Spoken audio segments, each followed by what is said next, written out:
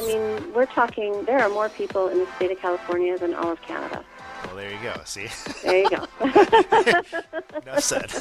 There you go.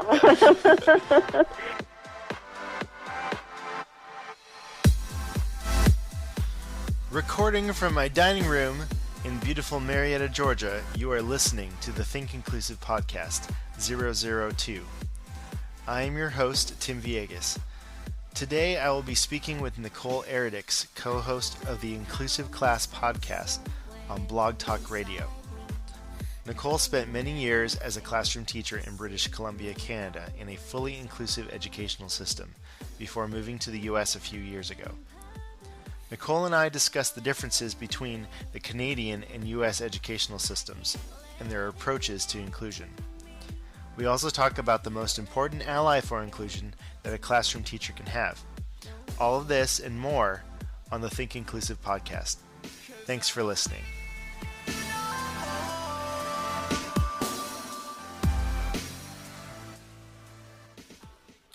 I would like to welcome Nicole Eredics. I hope I'm pronouncing that right. You are? Okay, to the Think Inclusive podcast. Nicole is an elementary educator who has spent over 15 years working in an inclusive school system in British Columbia, Canada. Together with parents, administrators, co-teachers, and paraprofessionals, Nicole taught children with various moderate to severe abilities in her fully inclusive classrooms. Since moving to the U.S., Nicole has used her wealth of experience to support and raise awareness for the inclusive education of children with special needs. Nicole's belief is that all children should have equal access to the curriculum, and that drives her desire to share her knowledge with parents and colleagues in order to improve learning conditions for children with various abilities. She is also the co-host of the Inclusive Class radio show, which is soon to be a podcast, and tweets regularly at inclusive_class, among other things. And I just wanted to thank you so much for joining me on the Think Inclusive podcast. Well, thank you for inviting me and having me, and it's an honor. I'm looking forward to our conversation today. Great. Well, probably whoever is listening to the podcast has heard of you, because most of the people that follow me also follow you. That's right. Shared audience. Exactly. But I just want to ask a couple questions for background, because I don't really know. Sure. Beyond what you have on the website, the Inclusive Class, don't know a whole lot about your background. So how did you get your start in Canada as a special needs teacher, or I'm not exactly sure what the terminology is for what you do or what you did in Canada? Well, what I was called in Canada was just typically a classroom teacher, but because it's an inclusive system, you end up becoming very well-versed in special education. Okay. So, but to backtrack and answer your original question, I graduated from university a while ago. You don't have to say when. It's okay. I won't say exactly when. And got my Bachelor of Education, my teacher credentialing, all that type of stuff. And just because of the nature of the system in British Columbia, the political system, the way the education system is set up there, and I can go into more detail about that later on, our classrooms in British Columbia are typically first and foremost inclusive. We have a system that is based on putting children into the regular education classroom first before anything else. And from there, their needs are met, in the school, and then, of course, bringing in outside professionals. So we didn't really have, and we don't to this day really have segregated classrooms where children with special needs go to for their entire day, the self-contained classrooms. Right. And so basically, and also, too, when I first got out of university, my very first job was in a small community of 325 roughly people. And so I worked in a school where there were two of us, and I was the primary teacher. The other teacher was the intermediate teacher, and so I had grades K to 3. So it was truly inclusive on every level. Yes. So yes. and that's how I spent my first couple of years teaching, and then I moved down to the city and into inner city schools and whatnot. So, yeah, so every year you have a class, of typically developing children, and then also you have children who have some, with more needs than others, and, you every year you just adapt and your curriculum to those needs and bring in the professionals that are available to support you. So that's how it works up there at this point. So. That just seems like such a foreign concept. No pun intended. Yeah, exactly. Foreign being the operative word. Yeah, exactly. Now, is there a difference in the way that the different parts, or is it provinces in Canada, how they practice inclusion? Yeah, it varies. And, I just want to sort of preface the whole conversation by saying that, I'm by no means an educational policy expert Right. on, American education policy and Canadian.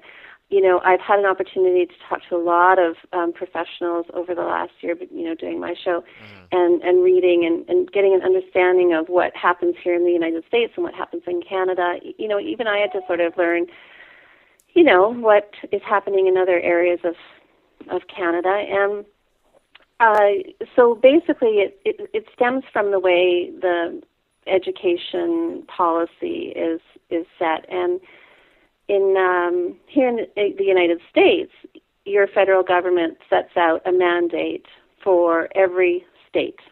The free and appropriate public education, where students need to be placed in the least restrictive environment. Right? So that's a national policy, which each state sort of takes. My understanding is that they take that and then adapt that to, the boards take it and adapt it to their each individual school needs and correct. whatnot. Yeah, so in Canada, with our provinces, we don't have a federal policy. The Government of Canada gives each province its own Ministry of Education, it's called. And the Ministry of Education in that province decides on the policy and how education will work in that province. But typically, most provinces their mandate is to put the child in the regular classroom first. It varies from province to province as to how often that happens and what that looks like. But Canada is also a country that has socialized health care. It's a very it's a system where sort of people's needs are met across education, health, and retirement and whatnot. So the education system looks a little bit the same across the board. Right. And in British Columbia, our Ministry of Education, they were quite, and still are a leader in inclusivity. So, yeah. So that's, from my understanding of both countries, how it works. Right. In my experience. Well, moving down here to the U.S., what was kind of the most glaring difference, in the way that, BC approached inclusive education and California? And I know we can talk a little bit more later about, Georgia versus California, because those are the only two places that I've taught. So, what do you think the kind of the biggest difference is when you got to California?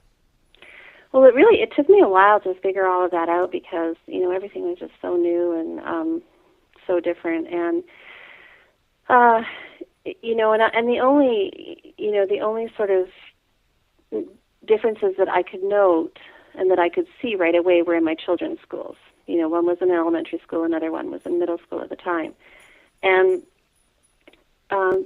I'd probably say it was more evident in my daughter's school when I noticed that it has self-contained classrooms. And to me, it took me a while to figure out what that was all about because I had never really seen that happen. And where all the children, the children with the special needs would gather in the morning outside the front of the school in their own group. with a couple of aides with them. They didn't integrate into the playground at all before school to play and socialize. They were just sort of kept in a small group, and they still, to this day, that still happens. And it's a wonderful school. It's just a different way of doing things. And, they were marched off to their classroom, and I also noticed that they had, their own time for recess. They would go out in the playground and play on their own. They were, I believe, some of them take some classes with other grades. So, for example, one child will go into music class with a grade 3 class, but then go back to their regular classroom. Right. So those are sort of the big ones that really, right away struck me as being, that's a little different than what I'm used to. Right. Right? Obviously, there's a reason for it. I need to learn why, and, that's kind of how this whole podcast, or, my podcast, the show, the tweeting, the whole social media side of my life got going. Right. I thought, I wonder how this works and why, and, maybe there's some information that I have that I can share. Yeah. Well, what have you learned since, because the blog and the podcast are relatively new, right? I mean, in the last couple of years, or has it been a longer process than that? No, it's been about a year and a bit. So, yeah, it's very new. Okay. And I've learned a lot. Yeah. Sorry, go on. I interrupted your question. Well, I guess, what have you really gleaned, because it sounds very similar to the reason why I started the website, and then, now the podcast is, it's really for me, Yeah. It's like, I realized, man, I need to know more about what is going on and how to be a better teacher, how to promote inclusion, and it just kind of seemed the next logical step, because I was already having these conversations with my colleagues, and kind of the thing that put me over the edge, I guess, or the fence, is that I went to the TASH conference here in Atlanta in December. Right. Yeah. And I was able to present with my good friend and mentor, Gail Wilkins, who was a consultant for the Georgia Department of Education. And we had been working together on a pilot inclusion program for students with significant cognitive disabilities. And so after that whole experience, it just opened my eyes again. It reminded me of why I wanted to become a special education teacher. It reminded me all of my training. As you probably, up in Canada know, the educational system's way ahead of the curve on inclusive practices. And then when you get into the schools, I was just shocked. Like, oh, you want me to do what? Yeah. But I was taught to do this. So yeah, exactly. But go ahead. So I wanted to know, what's the kind of the biggest thing that you've learned so far through this whole process? Gosh, where do I begin? Well, first of all, I'd like to point out the teachers that I've seen and talked to and come across, and here in my local area, and of course doing the show and whatnot, incredibly well-educated, intelligent, caring people. Definitely the strengths that are here lie in the education of the teachers, who are going into these classrooms and working with children with special needs. I find that, or I feel that, at a certain level, in the Canadian system, there needs to be more training in certain areas in order to have, the needs in your classroom. Of course, you can bring in the professionals, but you don't have access to them 24/7, all the time, right? 5 days a week. So, sometimes, I know myself, I've also felt too that I feel, you could use a little bit more support and a little bit more training. So, in that sense, I just want to say the positive is that, you know, so much training and so much education for people going into this field. But, what I've learned is that, once people are, or once you have a conversation with people about inclusion and what it is and what it means and what it really looks like, then people get on board and get excited about it because it makes sense, right? I find that it's the people that aren't really sure how it works, have never really seen it, what it looks like in the classroom, have never really seen it in action, have maybe been told that it wouldn't work for their child, or even seen, as my co-host Terry Morrow often points out, she's my co-host on the Inclusive Class. She points out that inclusion is done, but it can often be done wrong, right? Yes, that's correct. Yeah, so and that's what my purpose in doing all of this social media and writing and the same thing you're doing is just trying to get information out there that, when it's done right and when you have all of the supports in place, it truly is the best possible situation for all children. Absolutely. Right? And we're not just talking the children with the special needs, we're talking about regular developing children as well. So, yeah, and that's the piece that keeps me motivated and keeps me going, right? Definitely. To share that knowledge. So, yeah, but it's definitely I'm enjoying it, and I think it's been a great opportunity to talk to some really great people and help get that message out, just like what you're doing right now. So, yeah. Yes. Well, yeah. I mean, again, this is just a great to have conversations like this. Another question I had for you when you talk to colleagues, and something that I've run up against in kind of trying to help people understand and catch that passion for inclusion. My classroom, I have students with severe and profound disabilities. We've made some really great strides with getting my kids out in general ed, and in particular in our county, I feel it's one of the more inclusive counties, I guess, in Georgia. I hear some really great stories.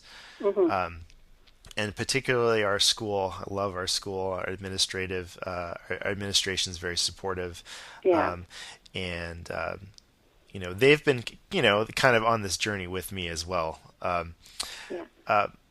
But when we start, we have a range of self-contained classrooms. So we have moderate, severe, or severe and profound is what we call it here in Georgia, and then there's moderate, or MOID, moderate intellectual disabilities, and then there's mild intellectual disabilities, and then you also have pull-out or resource classrooms where students with learning disabilities will go, and so that's kind of how the continuum of services go, and people kind of filter in and out of that system.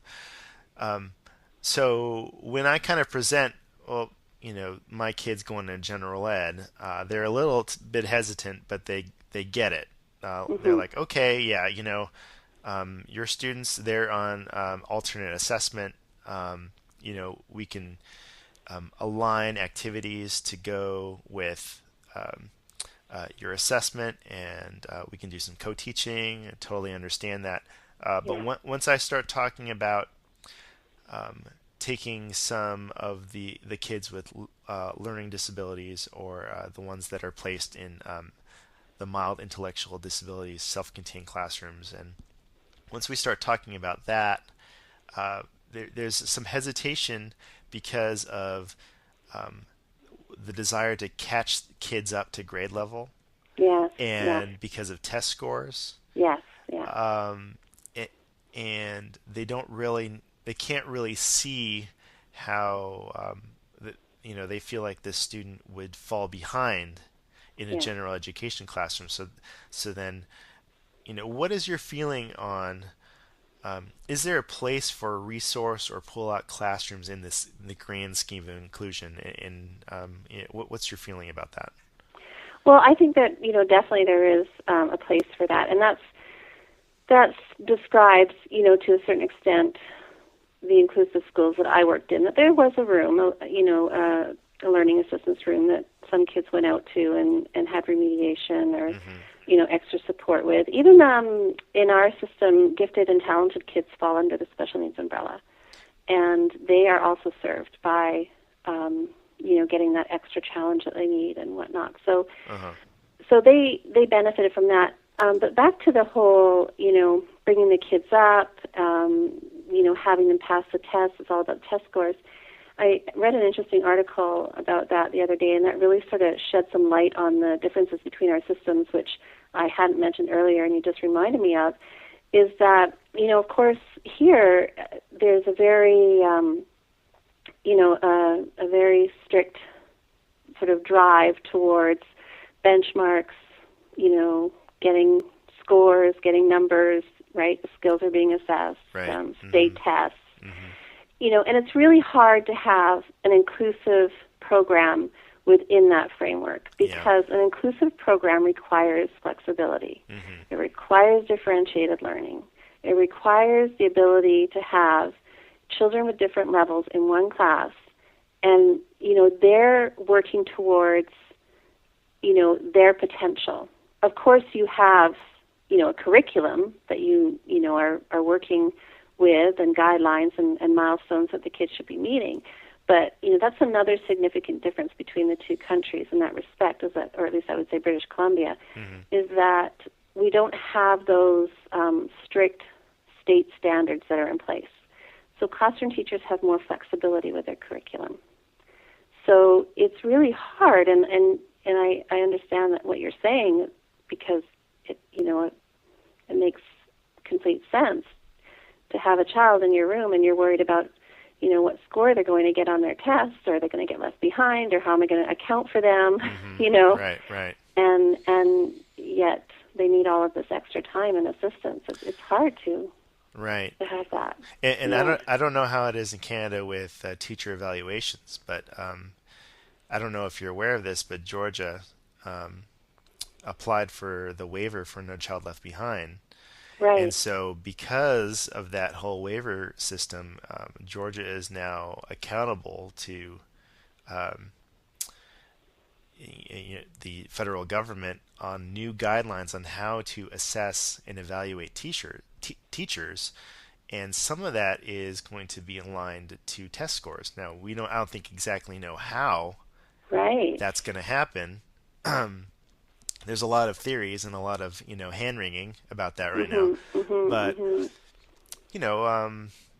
it doesn't really put a lot of confidence in teachers and wanting to bring students with special needs in their classroom because they know that they're probably not going to do as well maybe on this test than someone else who is scoring on grade level.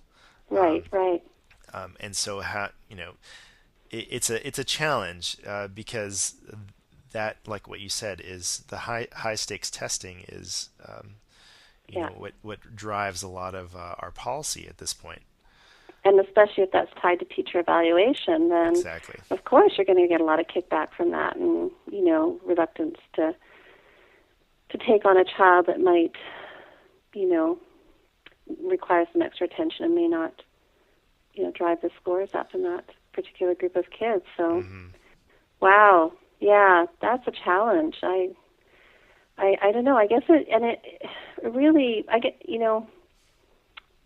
for me, being a teacher, and you are too, I mean, we're professionals, right? Right. And that's how, a system and society should view, our job. I mean, do dentists get people come into their office and regularly evaluate them? Right. Do doctors get evaluated? Do lawyers get evaluated? Like, why do teachers have to face that strict, evaluation. And why would scores be tied to that? And, Yeah. I think there has to be, that also is an issue and definitely a challenge. That I think it does highlight the difference between, Canada and the U.S. too, because, like you said, there's already kind of an assumption about teachers, yeah. and education being a right, if I'm not Mm-hmm. mistaken. Yeah. Along with healthcare and along with Yeah. other social institutions. Whereas Mm-hmm. in the U.S., we're still debating that. Right. I Right. mean, that is a states' rights and the role of federal government in education, Mm-hmm. um, the U.S. is quite a bit larger than Canada, and I get that. Yeah. I have some family that just moved to Canada in the last 4 years, and they had a baby. Oh, They, okay. they had a baby up there, and I think he goes to the he's going to school in Alberta, and Oh, okay. Yeah. Yeah. and and and so they've experienced a lot of those differences, but Mm-hmm. something that they highlighted was, well, there's a lot less people in Canada than the Exactly. U.S. So we're Yeah. working with a size issue as well. We have a Exactly. lot of different states, 50 states, Yeah.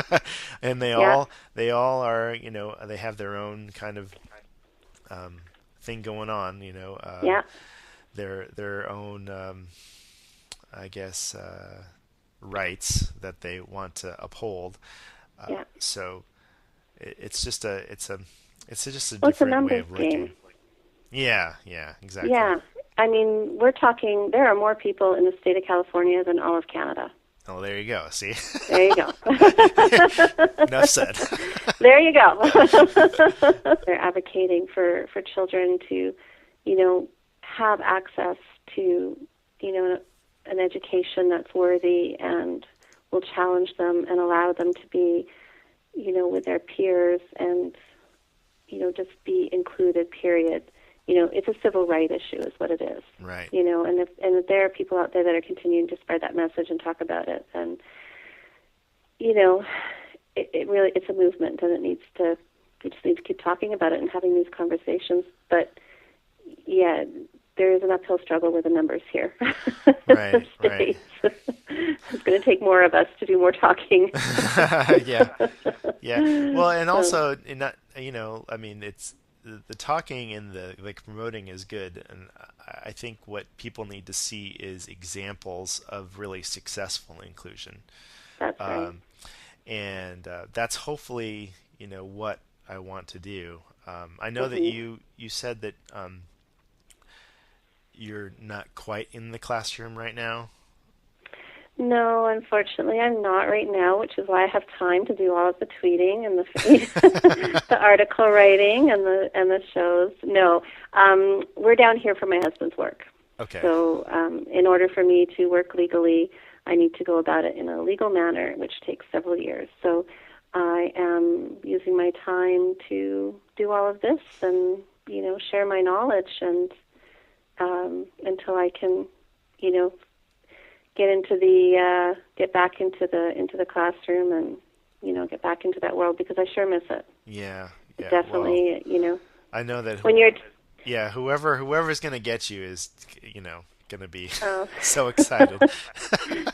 maybe, maybe not. I might be voicing my desire for inclusion a bit too loudly. Oh, that's true. They They may be a little might not scared. that happy. You mean Yeah, exactly. she's got a website, she's got a podcast? Oh I know. boy. Oh no, we don't want her. Not her.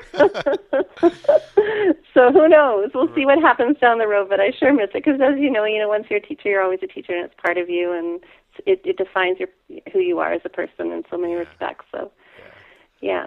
yeah. So hopefully, it won't take that long. Okay. I can be back at it, and I also really enjoy doing what I'm doing too because I met so many great people like yourself and other professionals and parents and just all sorts of people that are all interested in the same mandate. So, yeah. That's great. That's great. Yeah. Yeah. So to kind of wrap up, I have one question for you. And Mm-hmm. so think about your classroom days, and Mm-hmm. I I want to know if there was one thing that maybe there's a teacher out there listening who's kind of trying to get this started here in the U.S. And maybe they're trying to do some inclusion, or maybe they are an inclusion teacher or in a co-taught situation. Is there one kind of thing that just really worked for you when you were in the classroom that you could share with all of us? I have a lot of strategies, but I would say that the one thing that really worked for me, you have to bring the parents on board. Mm-hmm. You have to start the school year off. Don't wait for that back-to-school night. Get a newsletter out to your class parents right away. Invite them in. I would have what I would call an intake conference. Mm-hmm. Actually, every classroom in my school had it. And you just sat and you listened to the parent talk for about 10 minutes or so about their child. And they would tell you about the child, likes, strengths, weaknesses. You got to explain your program. It was a face-to-face.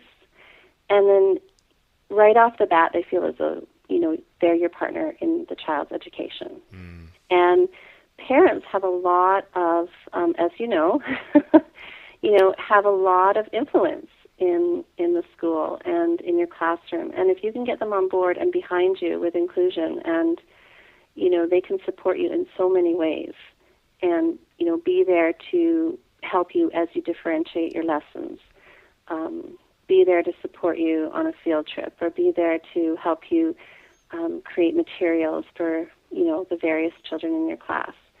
So they're really your extra support system that you have access to. And I use parents all the time in my classroom. I don't know what type of participation you have in your own classroom, but I find that once you get them in there and show them that you want to be partners with them, and you appreciate their help and you want their input, and you're both working to the success of the child, then you definitely have their trust and their interest and their support for the remainder of the year. So that was the big one for me, and it was a continual communication too through the school year. It wasn't just a one-off deal. Yes. So yeah.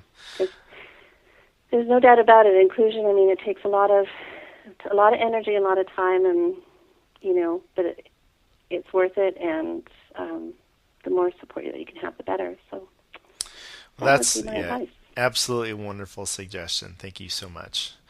Well, that wraps it up for our interview, Nicole. I hope that we can have more conversations throughout, this whole podcasting website process. So I really appreciate you taking time out and talking with us. No problem, and thank you very much for inviting me, and I will be talking to you later and arranging for you to come onto our show, and we can just work together and spread the message. So it's been a pleasure. Thank you. It was great to talk to you. Okay. Have a good evening. Okay, you too. Thanks. Bye-bye. That concludes this edition of the Think Inclusive podcast. Remember, you can always find us on Twitter at think_inclusive or on the web at thinkinclusive.us. Today's show was produced by myself, talking into USB headphones, using a MacBook, GarageBand, and a Skype account. Bumper music by Eric Niemeyer with the song Sepia, No More, featuring Katie, B07. From Marietta, Georgia, please join us again on the Think Inclusive podcast. Thanks for your time and attention.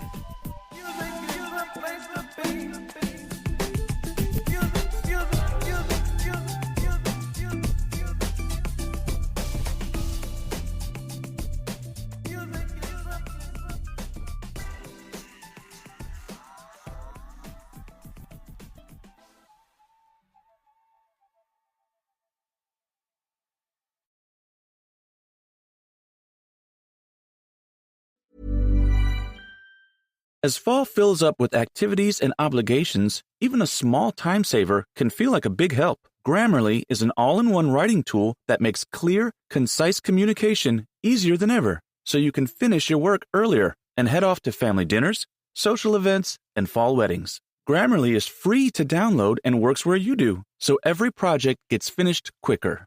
Make sure your writing is free of mistakes with Grammarly's free, comprehensive writing suggestions and get an instant take on how your message comes across with the free tone detector.